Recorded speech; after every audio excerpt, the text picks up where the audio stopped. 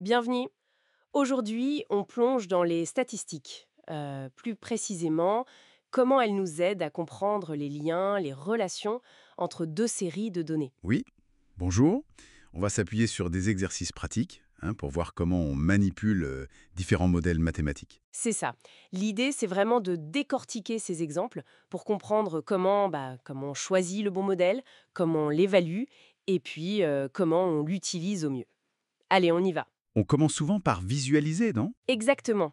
Le fameux nuage de points. Comme dans l'exercice 1. Ça nous donne une première photo. On voit des points. Parfois, ils semblent s'aligner un peu. Ça suggère une droite, un ajustement affine, comme on dit. Oui. Mais d'autres fois, ça dessine plutôt une courbe. Peut-être une parabole, donc un polynôme de degré 2. Ou alors une courbe qui monte de plus en plus vite. Exponentielle. Ou au contraire, une qui ralentit, qui s'aplatit un peu. Logarithmique, voilà. On a toutes ces formes possibles. Et la question c'est, comment on sait laquelle choisir? Comment on est sûr que c'est la bonne? C'est là qu'intervient un chiffre magique, si on veut, mentionné dès l'exercice 1, le R carré, le coefficient de détermination. Ah oui, l'heure carrée. En gros, c'est notre boussole. Plus ce R carré se rapproche de 1, plus le modèle qu'on envisage colle bien aux données qu'on observe réellement. C'est vraiment le premier test de fiabilité. D'accord. Si on prend l'exercice 2, par exemple, ils utilisent un ajustement logarithmique. Et le R carré est de 0,98 384. Ah oui, c'est très élevé. C'est excellent. Ça veut dire que ce modèle logarithmique, pour ces données-là, il est très très pertinent. Il décrit super bien la tendance. Ok. Donc, une fois qu'on a ce bon modèle, validé par un R carré solide, on peut l'utiliser pour faire des estimations, c'est ça? Exactement. Et là, les exercices nous montrent deux choses, l'interpolation et l'extrapolation. Alors, l'interpolation d'abord, si j'ai bien compris, c'est quand on cherche une valeur à l'intérieur de la plage de données qu'on connaît déjà. C'est tout à fait ça. Dans l'exercice 2, par exemple, trouver x quand y égale 130, ça nous donne x égale 6. Et 6, c'est bien entre les valeurs de x qu'on avait au départ. Oui, on reste dans la zone connue. Pareil pour l'exercice 3, quand on estime le pourcentage de dépenses pour un revenu de 4 500 euros. Mhm. 4 500 euros, c'est entre 4 000 euros et 5 000 euros des revenus qu'on avait dans le tableau initial. On interpole, on navigue en eau connue. D'accord. Et l'extrapolation, alors, c'est l'inverse. C'est ça, là on s'aventure en dehors de ce qu'on a observé. Dans l'exercice 2, on demande y pour x égale 11. Or nos x allaient jusqu'à 10 seulement. Ah oui, Et dans l'exercice 3, on nous demande le pourcentage pour 8 500 euros de revenus et même 10 000 euros de revenus, alors que le maximum dans les données, c'était 7 500 euros. on sort complètement du cadre initial. Et j'imagine que c'est plus risqué, non, de faire ça? Ah bah oui, absolument. C'est là qu'il faut être très prudent. La fiabilité d'un modèle, même avec un super R carré, elle n'est pas garantie hors de sa zone de construction. Hmm, L'exercice 3 le montre parfaitement.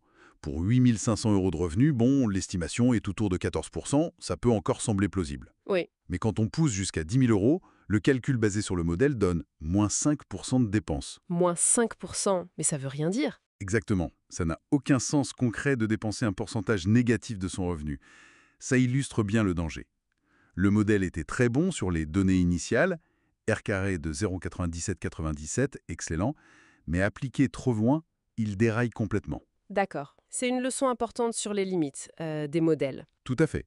Un modèle capture une tendance locale, pas forcément une loi universelle et éternelle. Et c'est là que ça devient vraiment intéressant de voir l'application concrète. Prenons l'exercice 4, la plateforme de streaming. Oui, On a des données sur la croissance des abonnés et l'objectif, c'est de prédire la suite. L'analyse mange que le meilleur modèle ici, c'est un polynôme de degré 2. une parabole, en gros. Oui, avec un R carré quasi parfait, 99,91%. Et on a même l'équation. Y y vaut 2,1 x carré plus 11,9 x plus 56,7. Alors, qu'est-ce qu'on fait avec ça? Ben, cette équation, c'est un outil de pilotage super puissant.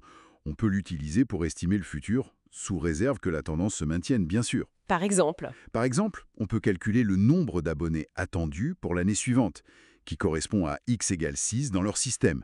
Le calcul donne environ 204 millions. D'accord. Et pour dans, disons, 3 ans, donc x égale 8. Alors pour x égale 8, le modèle prédit près de 286 millions d'abonnés. Waouh! Et ça, j'imagine, ça aide à planifier? Énormément. Ces chiffres, ce ne sont pas juste des nombres, ils informent des décisions stratégiques. Par exemple, l'exercice mentionne que les serveurs actuels peuvent gérer 240 millions d'abonnés. Mhm. La question devient, quand est-ce qu'on va dépasser cette capacité? On peut tester avec l'équation. Pour x égale 7, l'année 7, on trouve environ 243 millions. Ah, donc c'est pendant l'année 7 qu'il faut avoir augmenté la capacité. Voilà. L'entreprise sait qu'elle doit investir dans ses serveurs avant la fin de l'année 6 ou au tout début de l'année 7 pour ne pas être débordée. La modélisation statistique éclaire directement les investissements. C'est très concret. Alors, si on résume un peu ce qu'on a vu à travers ces exercices, qu'est-ce qu'on retient? Premièrement, l'importance de commencer par regarder les données, hein. Le nuage de points, c'est la base. Oui, visualiser d'abord. Ensuite, le rôle crucial du R carré pour choisir et valider un modèle. Mais, mais attention, toujours garder à l'esprit ses limites, surtout quand on sort des clous. D'où la distinction clé entre l'interpolation, rester à l'intérieur, plus sûr, et l'extrapolation, savant tirer au-delà, plus risqué, potentiellement trompeur. C'est ça. Et enfin, on a vu la puissance de ces modèles, une fois bien choisis, pour faire des prévisions et aider à la décision, comme dans l'exemple du streaming. Tout à fait. Mais ça soulève une dernière question, peut-être pour réfléchir. Ce modèle de croissance des abonnés, même avec son R carré excellent sur les données passées, Oui, oui. jusqu'à quand restera-t-il vraiment pertinent?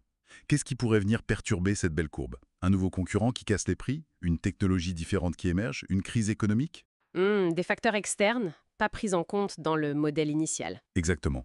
Comment savoir si et quand ces facteurs vont infléchir la tendance et rendre nos prévisions caduques? C'est un peu le défi permanent quand on modélise. On utilise le passé pour lire l'avenir, mais l'avenir, lui, il réserve toujours des surprises.